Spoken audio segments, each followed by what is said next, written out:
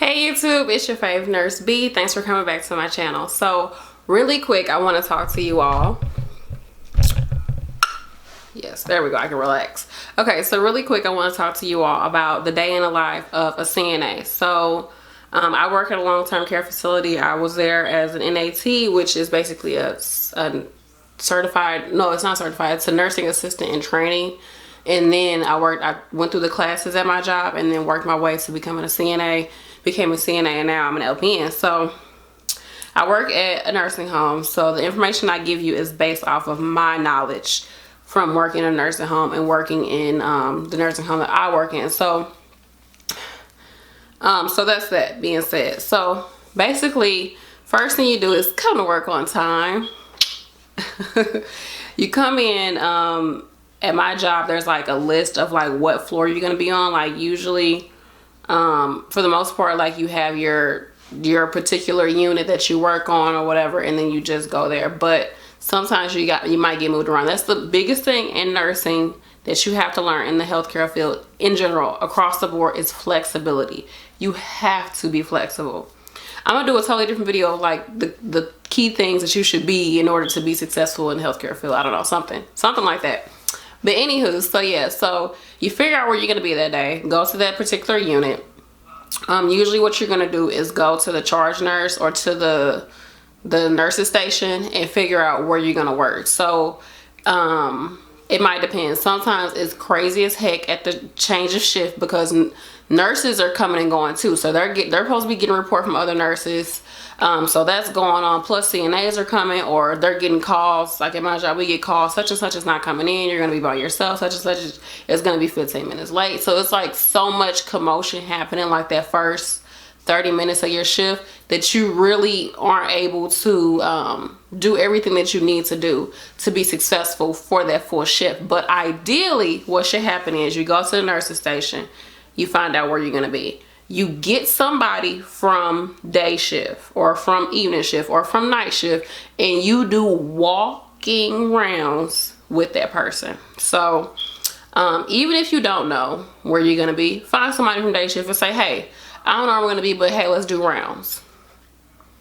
I mean, if everyone does that, then the whole entire unit is being secured, is being covered, because everybody is taking it upon themselves to make sure that they know where the patients are, what's going on with them. So when I say rounds, meaning you start from whatever the start of the assignment is to the end of the assignment, and you walk through to each and every room.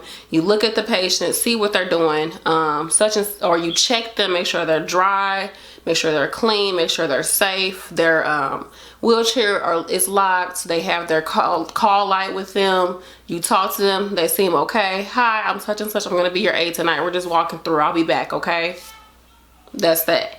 So you do that, even if she's up at recreation doing this, okay, that's fine.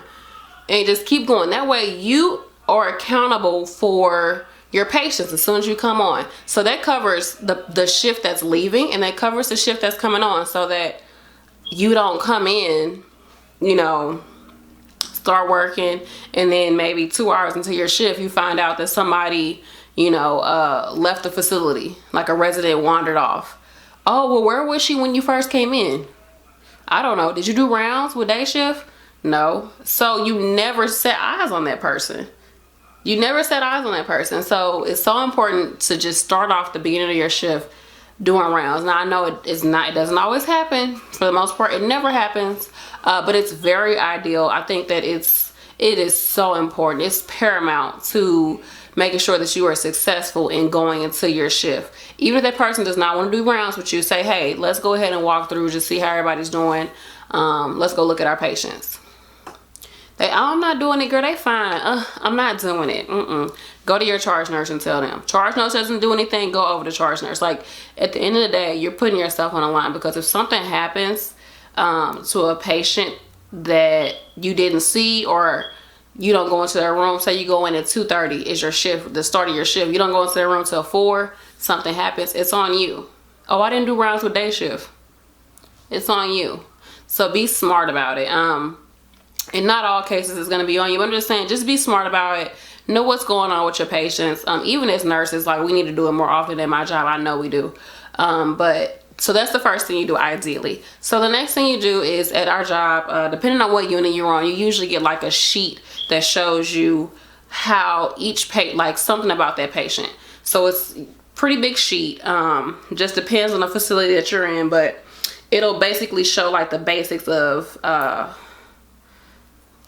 So the things that you need to know to do ADLs or to assist in activities of daily living. That's what CNAs do, right? ADLs. Anywho, so it should show the patient's name, the room number, if they're continent or incontinent, which means if they're able to let you know that they have to urinate or they just urinate on themselves and they have no control over it. They let you know how a patient transfers. So can you just do it by yourself, or do you need to bring another CNA in to help you, or do you need to get a lift and get another CNA, or does the patient not transfer at all, or they bed bound, something like that. Usually it tells you like certain their diet, what type of consistency of diet do they eat, which is very important. What type of consistency of liquids do they drink, where do they eat or drink. At my job, we have a divisional dining room, which is connected to each unit. And then we have a main dining room, which is in the front of the facility, and more alert residents who do not require assistance go there. And then people who need more assistance, or who pretty much, some people, they don't even just like being up front. They just don't like those big crowds. They just want to be in a smaller area. Then they'll eat with us on the division dining room. So it shows you that. So it gives you a good picture of that patient. It's really important. And you can get that paper, and when you're doing rounds, you can look at that. Ideally, I mean, that sounds perfect. Like, that'd be the perfect walkthrough, the perfect round, is to get that paperwork, walk through, and as you're doing it, as you're going through rounds, you're just seeing it. Rounds really does not take that long, maybe 10 to 15 minutes. That's why usually when you're coming on, you come in 30 minutes into the end of day shift's assignment. You get what I'm saying? So they have 30 minutes left, and you're coming in to finish those last 30 minutes with them. That way you both can exchange, hand off the baton to one another as far as, the patient care. So even if that person is not available to do rounds, like say the person is changing somebody or whatever, you can walk rounds yourself and, look and see how that person's doing, and then talk to them. Do something. Just make sure you put your eyes on your patient when you come into the facility. So that's that. Now, you walk through, usually at our place, it just depends. There's like certain things you do at certain times. So you got to think about which meals are going to be served. So if you're coming in on day shift, you really got to come in ready to work, because you got to get people fresh out of the bed. You got to get them up, get them dressed, get them clean, brush your teeth, go to the bathroom, do all that. And you have to do that maybe to like 10 patients. So you have to like come in ready to work. Evening shift is a little bit more lax, but usually that's a time where a lot of falls occur, is on evening shift, right at the change of shift, because residents, I have to go to the bathroom, or they're more tired because they've been up all day, or because around that time that's when they have sundowning, which means sundown is a whole nother topic. So that's that. It just depends. Or even if you're coming on night shift, do your rounds, because people die throughout the night, people fall throughout the night, people do all type of stuff throughout the night. If you work night shift, watch my How to Survive Night Shift video. Anywho, so there's certain things to think about. So usually you have the race against the clock when it comes to meals. So you have to think, okay, I'm coming in at 6:30 maybe, and breakfast is at 8. So I got literally pretty much an hour to get everybody up. So you really have to manage your time so well. And I'll do another video on that too. I got a lot of videos I need to do for you all. So you do that, you start your shift. So it might mean, like on evening shift, we usually start passing waters, ice pitchers at my job. We pass ice pitchers, make sure everybody has fresh ice. Then you might want to, like some facilities, you can start showers before meals. Some facilities you have to wait. Like for the most part, you can probably get in at least one shower before dinner, because a lot of your patients are already up on evening shift. Sometimes they get laid down after lunch to take a nap, and sometimes they're all up, or maybe 2 or 3 people, or only the people that you have to get up is like 2 or 3 people. So it just depends. So you do that. There's a lot of things that happen. So basically you're toileting residents, you're answering call lights, you're doing showers. The biggest thing that you can do is to prevent shit from happening. I'm just gonna be honest. The biggest thing you can do to be successful is to prevent everything from happening. So that's why we're doing rounds, right? That's why we're making sure people have their call lights, telling your residents your names and saying, I'm here for you, I'm doing rounds, I'm gonna be with you tonight, I'm gonna come back and help you, da da da da. If you need help, turn your light on. Now you might think, oh, if I tell everybody to turn their light on when they need help, oh my gosh, I'm gonna have all these lights. But really, one of the main reasons why people turn their light on is because some people, they flat out annoying. I mean, they've been that way their whole life. Old or not, that's just how they are. But a bigger thing is that you feel like, I'm here by myself, I'm lonely, what's going on? Even if you're not confused, like you just need some type of human interaction just to know that somebody is looking out for you. So if you can just go in, even if it's an alert resident that does not need you whatsoever, just say, hi, my name is Brandy. I'm your aide tonight. I just want to let you know that if you need anything, just turn your light on. Is there anything I can help you with right now? That's it. Just oh no, I'm fine, but thank you so much for coming over, okay? That's it. I mean, just that thing right there just gives them that assurance, and it helps to relax them. Because a lot of times, like I said, the anxiety comes from nobody being around, no one talking to them. So they're just on that light. I'm telling you, that's like, I've noticed it so much just working. If you just simply tell somebody that helps them to relax, and you're gonna have a good night. I'm telling you. Now, like I said, you're gonna have the ones that's annoying. They're gonna just keep turning the light on for no reason. It is what it is. But do that. Let them know you're there for them. You know, that little small amount of time for them, for you, is huge for them. Just to know, oh, Brandy's really looking out for me tonight. Sarah's really looking out for me tonight. Like, they looking for me. They helping me out. Like, oh, my aide, yeah, she was really sweet. She came in and talked to me. To you, it was like a 2-minute conversation. To them, like, it was really big. So just think about that. So a lot of things else in the life of a CNA is, you want to make sure that anything that you find with your patients, you report it to your charge nurse. Now, I know there's some charge nurses out there. Every time you tell them something, like, oh, okay, they're not going to do anything. You think that sometimes it's something that's already been addressed, that they're already aware of. Sometimes you got lazy nurse who don't care. Like, girl, stop telling me that you find this stuff. I don't care. So what? Your job is to take care of the patients is to assist in activities of daily living. ADLs. So as you're assisting with activities of daily living, if you find anything abnormal to you, you tell your charge nurse. That's the end of it. And you might want to tell your charge nurse in front of somebody else. Now, I'm not saying it's like it's going to have to be some beef between you and a charge nurse. No, it doesn't have to be. But just, you have to cover your ass. At the end of the day, that's what this job is about, is covering your ass. Because we're dealing with people. So tell your charge nurse, say you did vital signs. Oh, that's another thing. Where the vital signs at? Talk to your nurse at the beginning of the shift. You know, what vital signs do you need from me?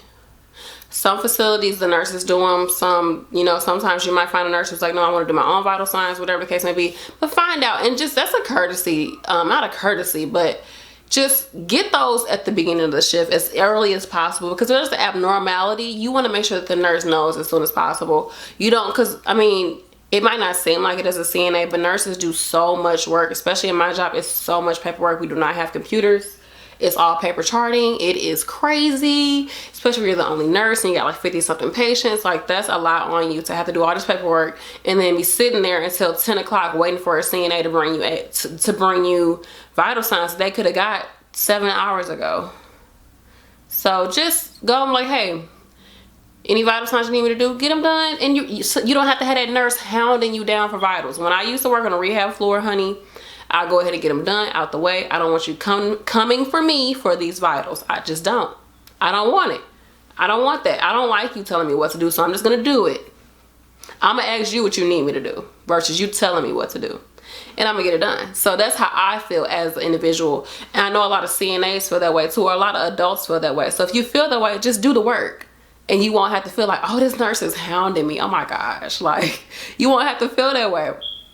But anywho, so you're doing that. You're doing showers. There's a lot of specific things to activities of daily living that I can go through for you all, if you're like really new to it. But as far as like just the day of the life of a CNA, that's exactly what you're doing. You're transferring people, you're taking them to the bathroom, you're answering their call lights, you're feeding them, you're talking to them, you're looking out for certain signs with your patients that something might be abnormal and reporting that to your nurse. It's all about communication, keeping people safe, preventing bad things from happening, and just trying to give the best care that you can give as an individual. Nursing is 24 hours. You are not going to be able to get everything done on your shift. But what you need to know, the most important part, and I know I'm saying everything important because it's all important, but the biggest thing is your execution. You can go your entire shift turning and flipping and changing Miss Sally, but at the end of the day, if it comes to the time for you to leave and you don't do that last round with Miss Sally, guess what? It looks like you didn't do anything all day for Miss Sally. So what do? Make sure you do your last rounds on your patient yourself. Do your last round on your patient. I don't care if you just changed them at 9 o'clock and you're doing your rounds at 10:15. Go ahead, check them real quick. Anything can happen. I know it's been plenty of times, it's personal. You go to the bathroom, you have a BM, and then like 15 minutes later, you gotta pee. You're like, dang, I just was in there. I thought I got all that out. You didn't though. You didn't get it all out because you was focused on them bowels. You got them bowels together. Maybe a little bit of urine came out. And now that you've been able to, your body is able to relax, your bladder's like, okay, cool. Your kidney's like, okay, cool. Everything's filling up. And now you got to pee again. You're like, God dang it. That same thing happens with people in nursing homes. We're all people, right? The same thing happens. You might change her. She had a huge blowout. She was funky. It was all over the place. And guess what? Maybe 30 minutes later, she's going to be wet again.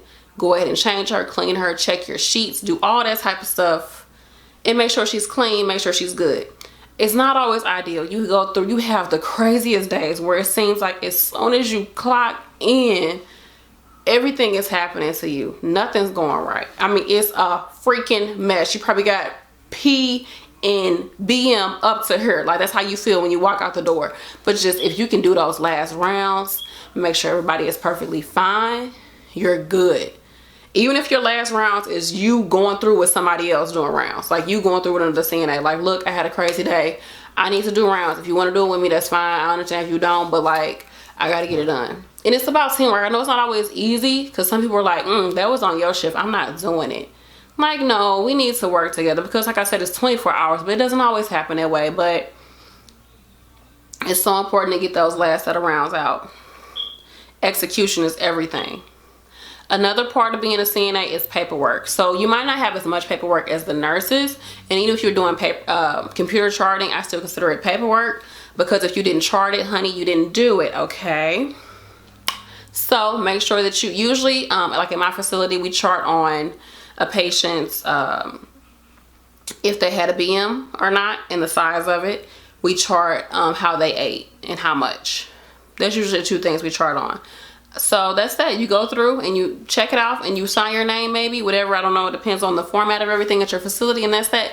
And make sure you do that because that's a big part of it. If somebody is coming to a nurse and saying, oh, such and such stomach hurts.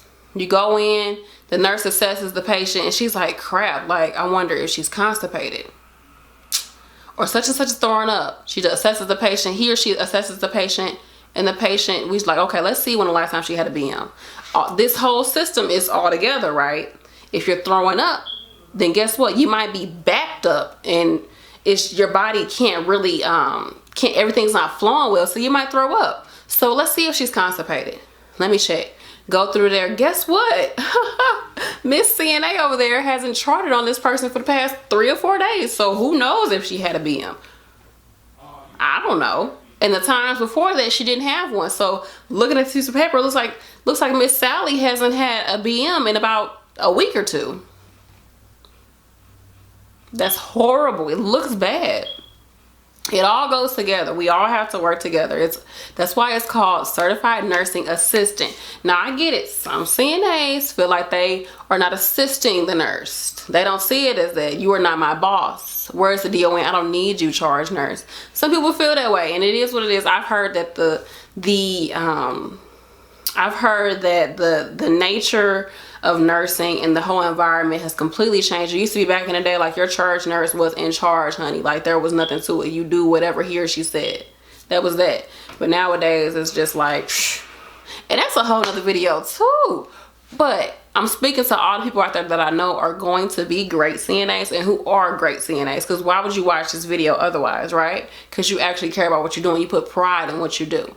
And you should put pride in it. You're taking care of somebody's life. Like, that's not a small feat. It's not at all. Like, you're helping somebody to live their life that they can't live anymore by themselves. That's a big deal. And you should take pride in it. People say, oh, you're a professional ass wiper. So what? Somebody has to do it. And guess what? When I'm doing it, I'm going to do it well with a smile on my face. And I'm going to make sure that person is safe and comfortable and feels good about themselves. Hello. So I hope that helped. I know I kind of rambled a little bit. I haven't done a video for you all in a little while. If you haven't already, check out my other channel, Stay Forever True. And also you can follow me on Instagram and at Finding Earth. So yeah, if you have any more questions, comments, concerns, let me know. Like this video if you liked it and share it. So I can't really think about anything else specifically. I cannot. I probably forgot something because I didn't write anything down. I just kind of talked about it, but I hope it was helpful. Let me know. Peace.